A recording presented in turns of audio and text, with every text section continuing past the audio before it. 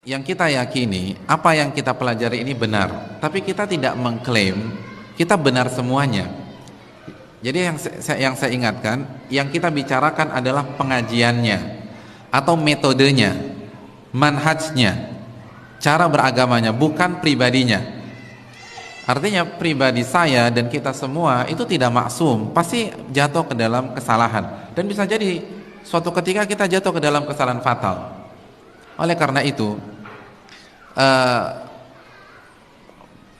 firqatun najiyah atau pengajian yang benar, yang pertama, pengajian tersebut memiliki referensi yang jelas, ada rujukannya, dan rujukannya adalah Al-Quranul Karim dan hadis-hadis Nabi SAW yang sahihah.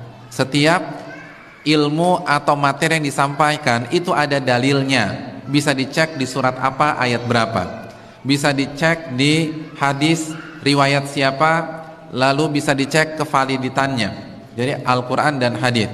Dan apabila berbicara hadis, hadisnya harus sahih, hadisnya valid, jangan hadis yang lemah atau palsu. Jadi, dan antum boleh cek loh, antum boleh tanya ke ustadznya, Pak Ustadz, tadi ustadz bilang demikian, dalilnya apa ya? Dan ustadz itu nggak akan marah, karena itu berpikir kritis, dan beliau akan kasih tahu ini surat ini ayat sekian, hadisnya bisa dicek di Bukhari, bisa dicek di Sunan Abu Dawud, bisa dicek di Musnad Imam Ahmad dan lain sebagainya. Jadi pengajian itu harus ilmiah, ada referensi, ada rujukan, jadi bisa dicek, bukan perenungan dari pemateri, ada di kitab apa, penjelasannya di mana, dan seterusnya. Yang kedua, Al-Quran dan hadis itu dipahami dengan pemahaman yang benar, pemahaman Rasulullah dan para sahabat, bukan pemahaman ustadz tertentu atau si pemateri atau kiai atau buya dan seterusnya, tanpa mengurangi rasa hormat kita. Tapi ayat dan hadis itu harus kita pahami dengan pemahaman Nabi dan para sahabat. Dan ini nasihat para ulama kok, bukan nasihat kita. Syekh Abdul Qadir Jailani, pernah dengar nama itu? Namanya harum tidak di Sumatera Barat? Harum. Beliau pernah berkata, memberikan nasihat dalam kitabnya Fathur Rabbani. Kitab Fathur Rabbani adalah kitab yang berisi nasihat-nasihat Syekh Abdul Qadir Jailani kepada murid-muridnya. Salah satu nasihat emas beliau mengatakan, alaikum bimadhabis salafis saleh, wajib atas kalian mengikuti salafus saleh. Itu Syekh Abdul Qadir Jailani. Itu Syekh Abdul Qadir Jailani mengatakan demikian, kalian harus mengikuti jalannya salafus saleh. Siapa salafus saleh? Para sahabat. Jadi marilah ikut pemahaman mereka, karena kalaupun ayatnya benar, hadisnya sahih, tapi kalau dipahami dengan pemahaman yang keliru, itu bisa menyimpang. Saya ingin bertanya, kita sekarang ada berapa di masjid ini? Kira-kira ada berapa? Kira-kira aja deh, nggak perlu dihitung satu-satu, nggak perlu angkat tangan atau berdiri. Ada berapa? 200? Bisa kurang? Oh, kok nawar? 200 lah, 200 orang. Kalau saya bertanya kalau ada yang bertanya kepada kita semua, tolong jelaskan tafsir surat An-Nas menurut pemahaman Anda. Kita semua ada 200 orang. Kira-kira yang lahir ada berapa tafsir? Kira-kira sama semua tidak? Tidak. Akan lahir 200 tafsir. Padahal ayatnya sama. Ayatnya nggak berubah. Qul a'udzu birabbin nas. Tapi yang satu ke kanan, yang satu ke kiri, satu ke atas, satu ke bawah. Karena apa? Ditafsirkan dengan pemahaman masing-masing. Itulah kenapa Syekh Abdul Qadir Jailani mengatakan, alaikum bimadhabis salafis saleh, wajib atas kalian mengikuti jalannya para sahabat, tafsirnya para sahabat, karena sahabat adalah murid-murid langsung dari Nabi SAW. Ini yang perlu kita camkan bersama-sama. Itu yang kedua. Jadi pemahamannya bisa dipertanggungjawabkan dan bisa dicek buku-buku referensinya. Jadi bisa ditanya, Ustadz tadi itu pemahaman siapa, bisa dicek di mana, nggak ada masalah. Itu yang kedua. Yang ketiga, pengajian yang benar tidak mengajarkan fanatik kepada pribadi tertentu, kelompok tertentu, karena kita mengarahkan umat kepada Allah dan Rasulnya, bukan kepada diri kita. Contoh misalnya, jika saya mengajar antum selama 2 tahun, setelah 2 tahun antum fanatik berat dengan saya, maka saya gagal jadi ustadz. Gagal, bukan berhasil, gagal. Kenapa? Karena ustadz yang baik atau pengajian yang baik harus mengarahkan umat kepada Rasulullah dan kepada Allah dan Rasulnya sallallahu alaihi wasallam, bukan kepada dirinya. Makanya Ibnu Muflih pernah mengatakan, la yanbaghi li alim an yahmilan nas ala madhhabihi. Enggak pantas seorang ulama menggiring manusia kepada pendapat pribadinya. Karena yang harus kita lakukan adalah arahkan umat kepada Allah dan Rasulnya, bukan kepada kita. Maka tidak ada fanatisme. Oleh karena itu, pengajian yang benar, jika suatu ketika ada kekeliruan, maka mereka dengan senang hati mengakui kekeliruannya dan meninggalkan kekeliruannya tersebut. Nggak ngotot, nggak maksa, nggak nyerang balik. Kenapa? Karena tujuannya mencari kebenaran, bukan pribadi, bukan kelompok, bukan sekte.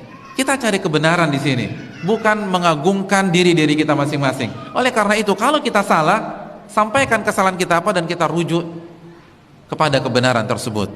Abdullah bin Abbas pernah salah, dan salahnya fatal lagi, membolehkan riba fadl. Riba dihalalkan.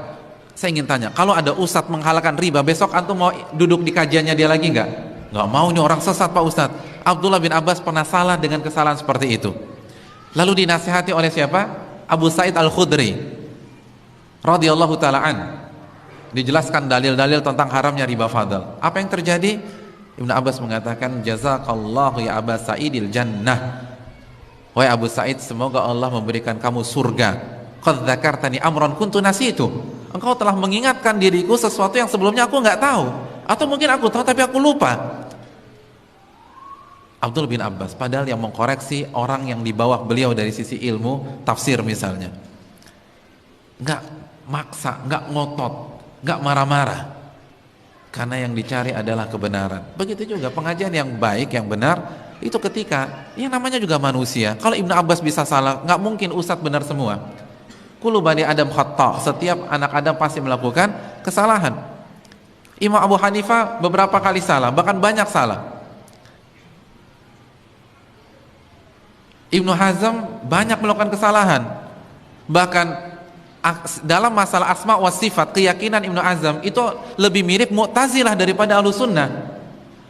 Jadi kalau ulama-ulama seperti bisa salah, nggak mungkin ustadz-ustadz kita atau guru-guru kita tidak akan salah. Pasti akan salah. Justru, dan itu wajar. Dan itu bukan berarti kita rendahkan beliau, karena itu adalah sebuah kewajaran dan kepastian. Justru yang aneh kalau kita punya ustadz 15 tahun nggak pernah salah, itu justru aneh. Itu ragukan kemanusiaannya. Manusia apa enggak? Karena kalau masih manusia pasti salah. Dan itu wajar, biasa, orang salah itu biasa.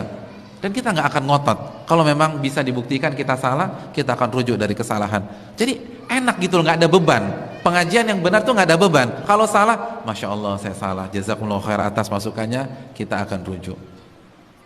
Kan begitu. Abu Hasan Asy'ari rujuk dari Mu'tazilah, dan beliau tanggalkan bajunya sebagai simbol beliau rujuk dari Mu'tazilah. Itu baru yang benar. Lalu setelah itu beliau meyakini keyakinan yang diyakini oleh Imam Ahmad bin Hanbal sebagaimana dalam kitab beliau Al-Ibanah. Jadi pengajian yang benar simpel, tidak menggiring jamaah, tidak mendoktrin sepihak jamaah, hanya bicara qala Allah, qala Rasul dengan pemahaman yang benar. Dan kalau ternyata ada kegelinciran karena kita sama-sama manusia, kita dengan senang hati menanggalkan kesalahan tersebut, dan kita tidak mendidik umat fanatik kepada pengajian kita. Imam Syafi'i mengatakan, idza khalafa qawli qala Rasul fadribu biqawli ardal haid. Apabila pendapatku bertentangan dengan sunnah Nabi, maka buanglah pendapatku ke tembok. Imam Ahmad mengatakan, la tuqalliduni, janganlah kalian taklid buta kepada diriku.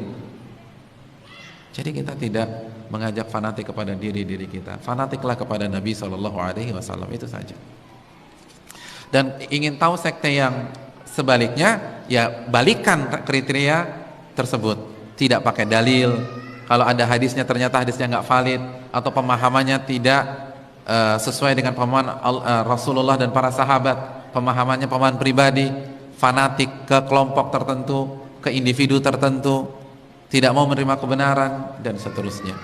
Dan juga jangan lupa kelompok yang benar menjunjung tinggi akhlak yang mulia, dan ini juga penting. Wallahu ta'ala bishawab.